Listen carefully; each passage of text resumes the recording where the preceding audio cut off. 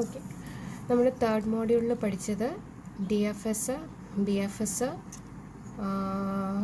അതിൻ്റെ DFSൻ്റെ different edges, അതിൽ വെച്ചിട്ടുള്ള problems, strongly connected components, topological ordering, ഇത്രയും കാര്യങ്ങളാണ് നമ്മൾ പഠിച്ചത്. പിന്നെ ഞാൻ 3 അസൈൻമെൻറ്റായിട്ട് നിങ്ങളടുത്ത് ഇൻക്ലൂഡ് ചെയ്യാൻ പറഞ്ഞിട്ടുണ്ട്. അതെന്ന് പറയുന്നത് പ്രിംസ്, പ്രസ്കൽസ്, ഡിജെക്സ്ട്ര, ഗ്രാഫ് തിയറിയുടെ നോട്ട് എടുക്കുക, അതേപോലെ അസൈൻമെൻറ്റ് എഴുതി വെക്കുക. എഴുതിയിട്ട് നിങ്ങൾ അഡീഷണലി ചെയ്യേണ്ടത് അനാലിസിസ് ഇൻക്ലൂഡ് ചെയ്യണം. ഓക്കെ, ഇനി നമ്മൾ സ്റ്റാർട്ട് ചെയ്യുന്നത് 4th മോഡ്യൂളാണ്. 4th മോഡ്യൂളിൽ ആദ്യത്തെ നമ്മൾ പഠിക്കേണ്ടത് ഡിവൈഡ് ആൻഡ് കോൺകർ മെത്തേഡ് വെച്ചിട്ടാണ് നമ്മൾ പഠിക്കേണ്ടത്. അപ്പോൾ നമ്മുടെ കയ്യിൽ ഒരു പ്രോബ്ലം കിട്ടിക്കഴിഞ്ഞാൽ നമ്മൾ ഫസ്റ്റ് അതിനെ അൽഗോരിതം എഴുതും. അപ്പം ഞാൻ ചിന്തിക്കുന്നത് പോലെ ആയിരിക്കത്തില്ല നിങ്ങൾ പലരും ചിന്തിക്കുന്നത്. പല ഡിസൈൻ ടെക്നിക്സുകൾ യൂസ് ചെയ്തിട്ട് നിങ്ങൾ എന്ത് ചെയ്യും, ആ അൽഗോരിതം ഡിസൈൻ ചെയ്യും. അപ്പോൾ ഒരു അൽഗോരിതം ഡിസൈൻ ചെയ്യുന്നതിന് കുറേ ടെക്നിക്സുകളുണ്ട്. ഒരു അൽഗോരിതത്തിന് ഒരു പ്രോബ്ലം ഉണ്ടെങ്കിൽ അതിന് അൽഗോരിതം എഴുതണം. ആ അൽഗോരിതം ഡിസൈൻ ചെയ്യാൻ പല മെത്തേഡുകളുണ്ട്. അപ്പം ഈ മോഡ്യൂൾ 4th മോഡ്യൂൾ തൊട്ട് അങ്ങോട്ട് നമ്മൾ പഠിക്കുന്നതെല്ലാം ഈ അൽഗോരിതം ഡിസൈൻ ടെക്നിക്സിനെ പറ്റിയിട്ടായിരിക്കും. Algorithm design techniques. അതിൽ ആദ്യത്തെ അൽഗോരിതം ഡിസൈൻ ടെക്നിക്സാണ് divide and conquer method. Divide and conquer method ആദ്യത്തെ ടെക്നിക്കാണ്. രണ്ടാമത്തെ ടെക്നിക്കാണ് ഡൈനാമിക് പ്രോഗ്രാമിംഗ് എന്ന് പറയുന്നത്. അത് അടുത്ത മോഡ്യൂളിലാണോ ഈ മോഡ്യൂളിൻ്റെ പകുതിക്ക് വെച്ച് സ്റ്റാർട്ട് ചെയ്യുന്നതാണ് തോന്നുന്നത്. അപ്പോൾ ഫസ്റ്റ് വൺ എന്ന് പറയുന്നത് ഡിവൈഡ് ആൻഡ് കോൺകർ, രണ്ടാമത്തേത് ഡൈനാമിക് പ്രോഗ്രാമിംഗ്. ഈ മോഡ്യൂളിൽ തന്നെ നമ്മൾ രണ്ടും കവർ ചെയ്യും. പിന്നെ വരുന്നത് ഗ്രീഡി സ്ട്രാറ്റജിയാണ്, പിന്നെ backtracking, branch and bound. അപ്പം ഇത്രയും ടെക്നിക്സുകളാണ് നിങ്ങൾക്ക് പഠിക്കാനുള്ളത്. അപ്പം ഫസ്റ്റ് എന്ന് പറയുന്നത് ഡിവൈഡ് ആൻഡ് കോൺകർ മെത്തേഡാണ്. Different algorithm design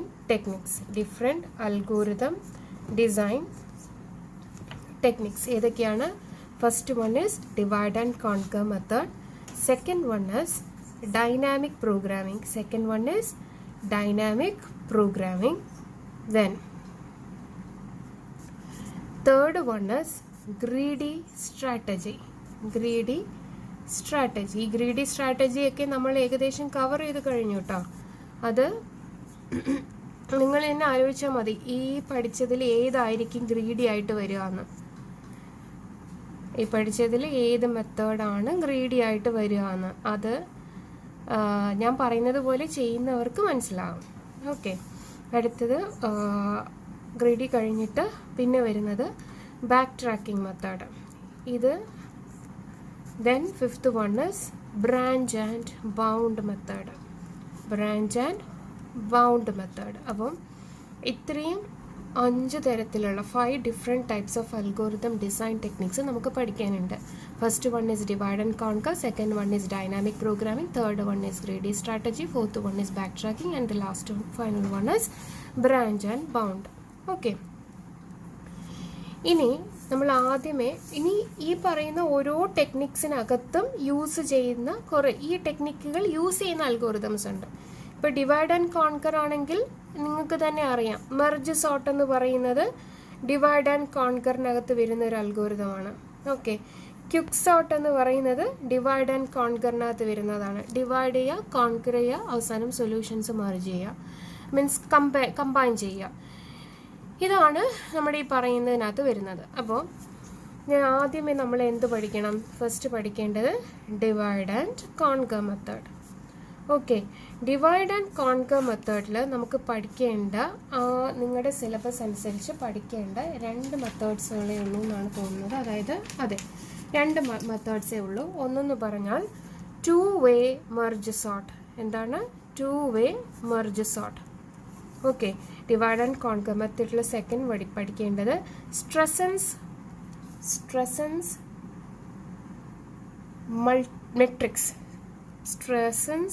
matrix multiplication. ഈ രണ്ട് അൽഗോറിതംസും നമുക്ക് പഠിക്കാനുണ്ട്. ഇത് രണ്ടും എന്താണ് യൂസ് ചെയ്യുക? Divide and conquer method use ചെയ്ത് ചെയ്യുന്ന രണ്ട് അൽഗോറിതമാണ് ടു വേ മെർജ് സോർട്ടും സ്ട്രെസൻസ് മാട്രിക്സ് മൾട്ടിപ്ലിക്കേഷനും. ഓക്കെ, അപ്പോൾ we can start with two way merge sort. എന്തായിരിക്കും മെർജ് സോർട്ട്? നമുക്കെല്ലാം അറിയാം, നിങ്ങൾ ഡേറ്റ സ്ട്രക്ചർ പോർഷനിൽ ഓൾറെഡി പഠിച്ച കാര്യമാണ് എന്താണ് മെർജ് സോർട്ട് എന്നുള്ളത്. ഓക്കെ, അപ്പോൾ നമ്മൾ പഠിക്കാൻ വേണ്ടിയിട്ട് നോക്കാം. Divide and conquer. Divide and conquer is also called DANC എന്നും പറയും. ഓക്കെ, ഈ ഡിവൈഡ് ആൻഡ് കോൺകറിനകത്ത് 3 പാർട്സാണ് വരിക. ഒന്നെന്ന് പറയാൻ നമ്മൾ ഡിവൈഡ് ചെയ്യുന്നു, സെക്കൻഡ് വൺ ആ ഡിവൈഡ് ചെയ്തതിനെ കോൺകർ ചെയ്യുന്നു, തേർഡ് വൺ നമ്മൾ അവസാനം കമ്പൈൻ ചെയ്യുന്നു. ഡിവൈഡ് ചെയ്യുക എന്ന് പറഞ്ഞാൽ നമുക്ക് നമ്മുടെ കയ്യിലിരിക്കുന്ന പ്രോബ്ലത്തിനെ സബ് പ്രോബ്ലംസ് ആക്കി മാറ്റും. ഓക്കെ, കോൺകർ ചെയ്യുക എന്ന് പറഞ്ഞാൽ ഓരോ സബ് പ്രോബ്ലംസിനെ ഡിവൈഡ് ചെയ്തല്ലോ, ഒരു പ്രോബ്ലത്തിനെ സബ് പ്രോബ്ലംസ് ആക്കി മാറ്റി എങ്കിൽ ആ ഒരു സബ് പ്രോബ്ലംസിനെ സോൾവ് ചെയ്യും. Conquer means solve the sub problems recursively നമ്മൾ സോൾവ് ചെയ്തുകൊണ്ടിരിക്കും. കമ്പൈൻ ചെയ്യാന്ന് വെച്ചാൽ അപ്പോൾ എല്ലാ സബ് പ്രോബ്ലംസും സോൾവ് ചെയ്ത് കഴിഞ്ഞല്ലോ, അവസാനം ഇവരെല്ലാം കൂടി കമ്പൈൻ ചെയ്യും. എല്ലാ സബ് പ്രോബ്ലംസിനെയും കൂടി കമ്പൈൻ ചെയ്യുമ്പോഴാണ് combine the solution of sub പ്രോബ്ലംസിനെയാണ് എന്തെന്ന് പറയുക? കമ്പൈൻ എന്ന് പറയാം. ഇതിന് ബെസ്റ്റ് എക്സാമ്പിൾസ് ആണ് binary search, quick sort, merge sort, Strassen's matrix multiplication. Okay, അപ്പോൾ ഇത്രയും പറഞ്ഞത് ഡിവൈഡ് ചെയ്യുക, കോൺകർ ചെയ്യുക, കമ്പൈൻ. ഡിവൈഡ് ആൻഡ് കോൺകർ മെത്തേഡിൻ്റെ 3 സ്റ്റെപ്സുകളാണുള്ളത്. ഒന്ന് ഡിവൈഡ് ചെയ്യുക, കോൺകർ ചെയ്യുക, കമ്പൈൻ ചെയ്യുക. അപ്പോൾ ഈ ഡിവൈഡ് ആൻഡ് കോൺകർ മെത്തേഡിൻ്റെ ഒരു പ്രത്യേകത എന്താണെന്ന് വെച്ചാൽ, നമ്മൾ ഈ ഡിവൈഡ് ചെയ്യുന്ന സബ് പ്രോബ്ലംസ് ഇല്ലേ, അതെല്ലാം ഇൻഡിപെൻഡൻ്റ് ആയിരിക്കും. ഓരോ സബ് പ്രോബ്ലംസും ഇൻഡിപെൻഡൻ്റ് ആയിരിക്കും, അതായത് ഡിപ്പെൻഡ് ചെയ്ത് കിടക്കുന്നത് അല്ലാത്തവയായിരിക്കും. ഓക്കെ, അതാണ് ഇതിൻ്റെ ഒരു ഇമ്പോർട്ടൻറ്റ് പോയിന്റ് എന്ന് പറയുന്നത്. എന്താണ്? ഡിവൈഡ് ആൻഡ് കോൺകർ മെത്തേഡിനകത്ത് വരുന്ന sub problems, each and every sub problems are independent to each other ആയിരിക്കും. ഓക്കെ, അപ്പോൾ നിങ്ങൾക്ക് മെർജ് സോർട്ടിനകത്ത് വന്ന ഒരു യൂണിവേഴ്സിറ്റി ക്വസ്റ്റ്യൻ ആണിത്. എന്താണ്? Write and explain merge sort algorithm using divide and conquer strategy. Also analyze the complexity. 5 മാർക്കിനാണ് ഇത് ചോദിച്ചിരിക്കുന്നത്. നിങ്ങൾ എങ്ങനെയാണ് ചെയ്യേണ്ടതെന്ന് വെച്ചാൽ, മെർജ് എന്ന് പറഞ്ഞാൽ എന്താണ്? കമ്പൈൻ ചെയ്യുക എന്നാണ് അർത്ഥം. സോർട്ടിങ് എന്ന് പറഞ്ഞാൽ either we have to arrange our elements in increasing or in decreasing order ചെയ്യണം, അതാണ് സോർട്ടിങ്. മെർജ് സോർട്ടിന് 2 ഓപ്പറേഷൻസ് ആണ് വരുന്നത്. ഒന്ന് ഡിവൈഡ് ചെയ്യുക, വേറൊന്ന് മെർജ് ചെയ്യുക. മെർജ് സോർട്ടിന് 2 ഓപ്പറേഷൻസ് ആണ് വരിക. എന്താണ്? ഒന്ന് ഡിവൈഡ് ചെയ്യുക, ഒന്ന് മെർജ് ചെയ്യുക, 2 ഓപ്പറേഷൻസ്. ഓക്കെ, ഇനി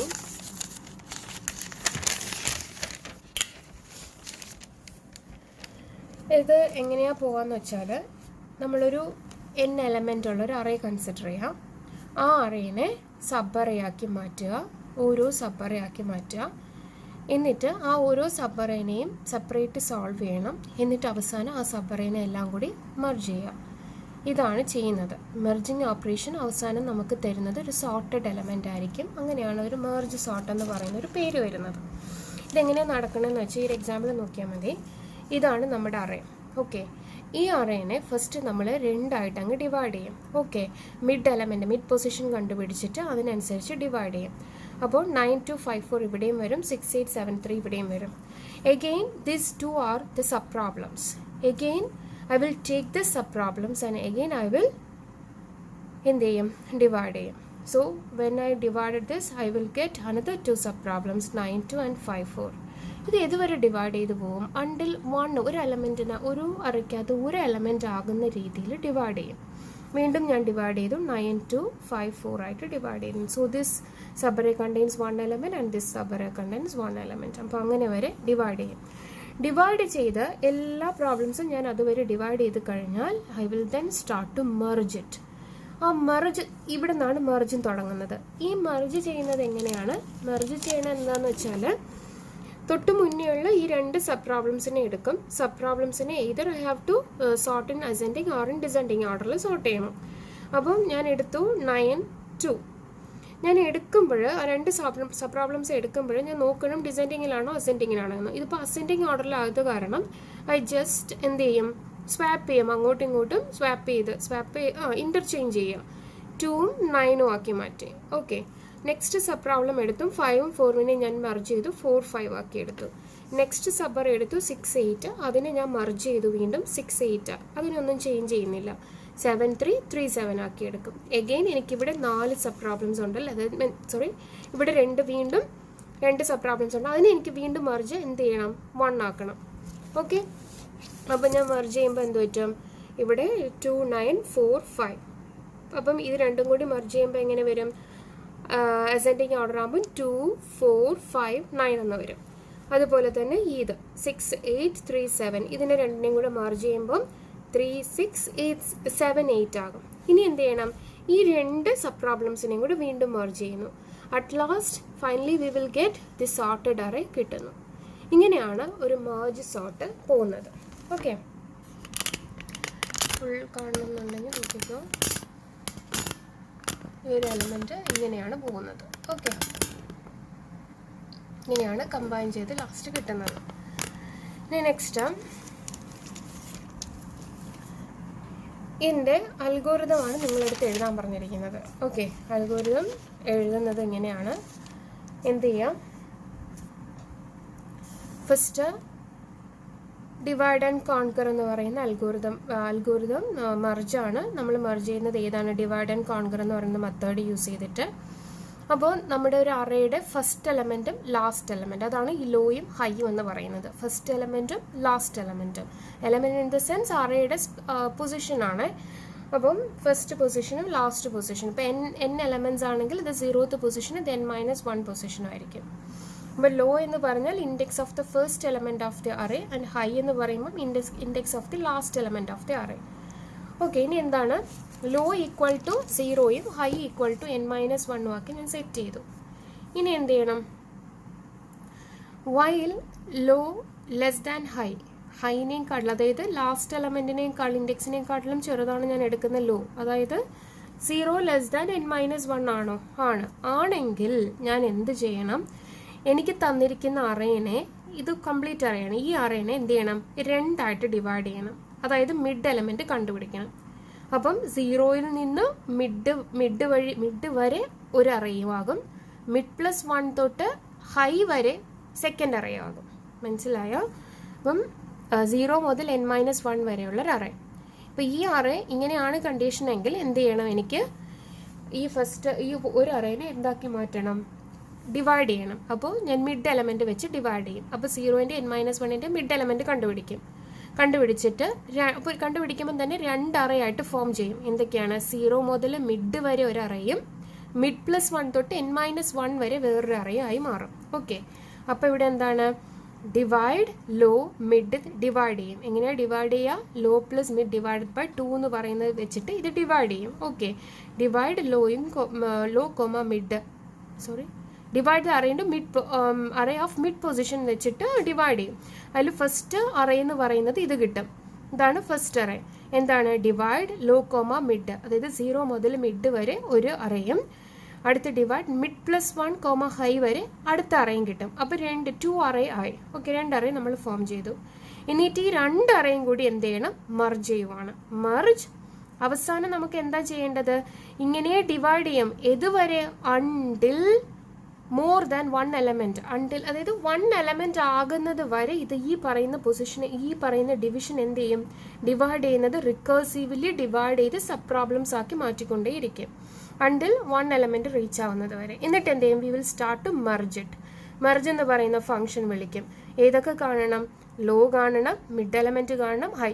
ലോയും മിഡും ഹൈ ഈ 3 പേരും കൂടെ വെച്ചിട്ട് എന്ത് ചെയ്യും, കമ്പൈൻ ചെയ്യും. ഓക്കെ, അപ്പോൾ കമ്പൈൻ ചെയ്യുന്ന ഈ പറയുന്ന മർജ് അറിയണ്ടായോ. അപ്പോൾ merge algorithm, merge function algorithm merge low mid high വിളിച്ചു. 2 അറേ വേണം. ഒന്നെന്ന് പറഞ്ഞാൽ നമ്മുടെ കയ്യിലിരിക്കുന്ന ഒരു അറയുണ്ട്, അതായത് സബ് അറേ. നമ്മൾ ഒരു അറേ എടുക്കത്തില്ലേ, ബി എന്ന് പറഞ്ഞ് വേറൊരു അറേ, നമ്മൾ റിസൾട്ട് സ്റ്റോർ ചെയ്യുന്ന ഒരു അറയാണ്.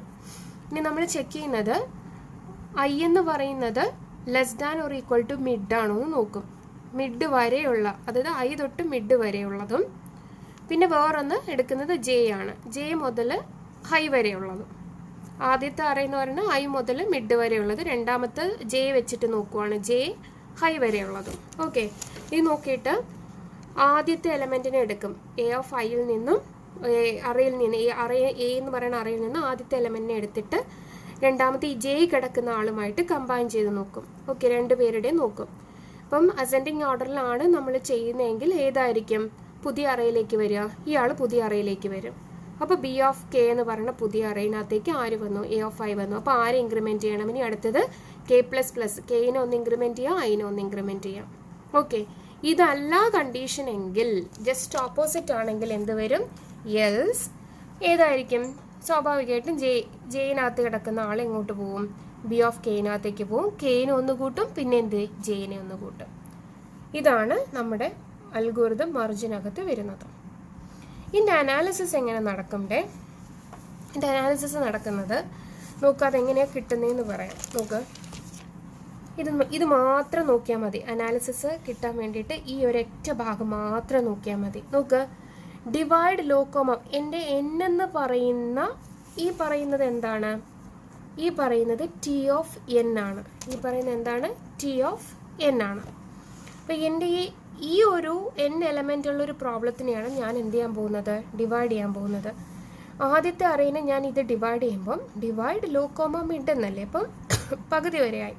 ദാറ്റ് മീൻസ് ഞാൻ എന്ത് ചെയ്തു? ടി ഓഫ് എൻ ബൈ 2 എന്ന് പറയുന്ന സബ് പ്രോബ്ലം ആക്കി മാറ്റി.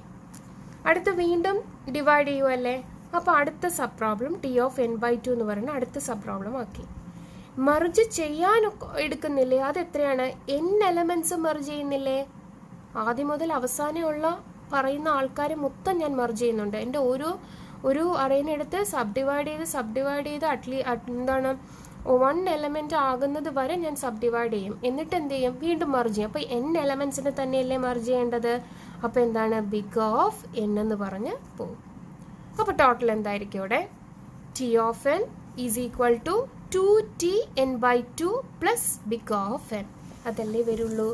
So recurrence equation of merge sort is t of n equal to 2t(n/2) plus big of n. T of n is the time to sort this n elements and 2t(n/2) is time to sort 2 subarray, and subarray which is of size n/2 each. Okay. Next, big of n, which is the time taken to merge 2 subarray. അപ്പം നിങ്ങൾ ഈ പറയുന്നൊരു സംഭവം നമ്മുടെ recurrence equation വെച്ചിട്ട് solve ചെയ്ത് നോക്കുമ്പോൾ നിങ്ങൾക്ക് എന്ത് കിട്ടും? Either using recurrence equation or you can use master's theorem അല്ലേ? ATN/2 plus big of n raise to k log Pn എന്ന് പറയുന്ന ഫോമിലാണ് ഇത് കിടക്കുന്നത്. അപ്പം നിങ്ങൾക്ക് അത് വെച്ചിട്ടും ചെയ്യാം. And the solution by master's മെത്തേഡിലുള്ള സൊല്യൂഷനാണ് ഞാനിവിടെ എഴുതുന്നത്. Big of n log n എന്നായിരിക്കും നിങ്ങൾക്ക് കിട്ടുന്നത്. That means the time complexity of a merge sort is big of n log n. അത് ചെയ്ത് നോക്കണേ. അപ്പോൾ ഇത്രയാണ് നിങ്ങൾ മെർജ് സോർട്ടിനകത്ത് ചെയ്യേണ്ടത്. ഇങ്ങനെ ചോദിക്കത്തുള്ളൂ. ക്വസ്റ്റ്യൻ ഇത് തന്നെ ആയിരിക്കും. വേറെ പ്രത്യേകിച്ച് നിങ്ങൾക്ക് ഇതിനകത്തിട്ട് ചെയ്യാനൊന്നും പറയില്ല. കാരണം ഇത് സിമ്പിളാണ്. ഇങ്ങനെ ഡിവൈഡ് ചെയ്ത് പോകുന്നത് സിമ്പിളാണ്. This was the question actually. Write and explain the merge sort algorithm, divide and conquer strategy, also analyze the complexity. എന്ത് ചെയ്യണം? ആദ്യമേ നിങ്ങൾ ഈ പറയുന്ന കാര്യങ്ങൾ കംപ്ലീറ്റ് എന്താണ് മെർജ് സോർട്ട് എന്ന് എഴുതുക. അതിനകത്ത് വരുന്ന 3 മെത്തേഡ് ഏത് ടെക്നിക്കാണ്, ഡിവൈഡ് ആൻഡ് കോൺകർ ടെക്നിക്കാണ് യൂസ് ചെയ്യുന്നതെന്ന് എഴുതുക. പിന്നെ ഈ പറയുന്ന എന്താ പറയുന്നത് ഈ ഒരു എക്സാമ്പിൾ കാണിക്കണം. എന്നിട്ട് നേരെ നിങ്ങൾ ഇതിനകത്തേക്ക് ചാടണം. ഈ അൽഗോരിതം ഈ പറഞ്ഞതെന്ന അൽഗോരിതം ചെയ്യണം. ഓക്കെ, ഈ പറഞ്ഞതെന്ന കംപ്ലീറ്റ് അൽഗോരിതം വായിക്കുക. അവസാനം എന്ത് ചെയ്യണം? You have to include the analysis portion. Okay, ഇത് ഞാൻ ഫോട്ടോ എടുത്തിട്ടേക്കാം കേട്ടോ.